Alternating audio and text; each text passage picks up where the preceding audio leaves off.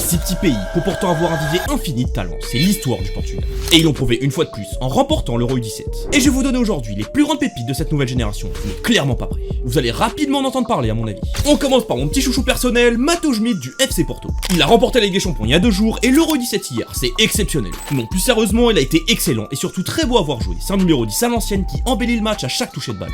Il combine une très bonne qualité technique, accélère le jeu mais aussi capable de le ralentir. Il est même très bon en dribble grâce à une bonne explosivité. Et ce qui m'a surtout impressionné, c'est qu'il est instinctif, il réfléchit et agit très rapidement tout en faisant le bon choix. Après Fabio Vieira, Rodrigo Moura et maintenant Matheus Schmidt, le FC Porto ont vraiment un savoir-faire pour former des numéros 10. Cette fois-ci, on part côté Benfica avec le latéral droit, Daniel Banjaki.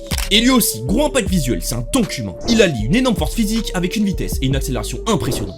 Et il est en plus très ami avec le ballon, notamment ses capacités de dribble en 1 contre 1, que ce soit pour casser le pressing ou déborder.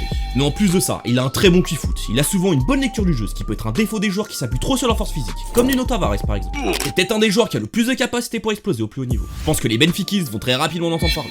On va maintenant à Braga, avec le gardien Romario Cunha. On va faire simple, dans les séances de pénalty contre l'Allemagne, c'est 3 pénaltys arrêtés, sans lui le Portugal n'aurait pas gagné la compétition. Il est très fort sur sa ligne, mais aussi très rassurant dans ses sorties aériennes, il a une grosse personnalité. Avec André Gomes, Samu Soares et maintenant Romario Cunha, le Portugal sera tranquille au cash pour l'après Diogo Costa. On retourne à Benfica avec Mauro Furtado. C'est un défenseur central qui a un profil très unique, c'est une brute physique, mais c'est même pas là où il impressionne le plus, mais c'est techniquement et dans la maturité. C'est par lui où commence le jeu, c'est le premier lanceur. On lui donne la balle, il distribue et peut même lancer des attaques avec ses passes qui cassent les lignes.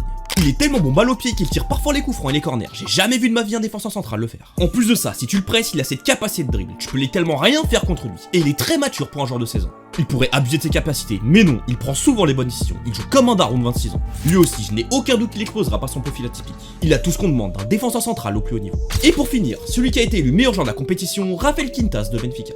C'est un numéro 6 très élégant, mais tout de même très bon sans ballon grâce à sa très bonne lecture du jeu. C'est un mix entre Vitinha et João Neves, on va dire.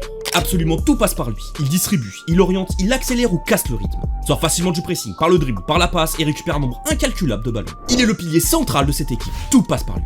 C'est tout simplement un surdoué, Benfica doit absolument bien le gérer, on ne doit pas avoir peur de lancer ces profils-là.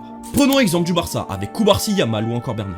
Il a en plus le profil idéal de ce qu'a besoin Benfica au milieu de terrain, n'ayons pas peur de le lancer. Et je pourrais aussi en citer d'autres qui ont été très prometteurs, comme Bernardo Lima, Duarte Cunha, Anicio Cabral ou Gil Neves.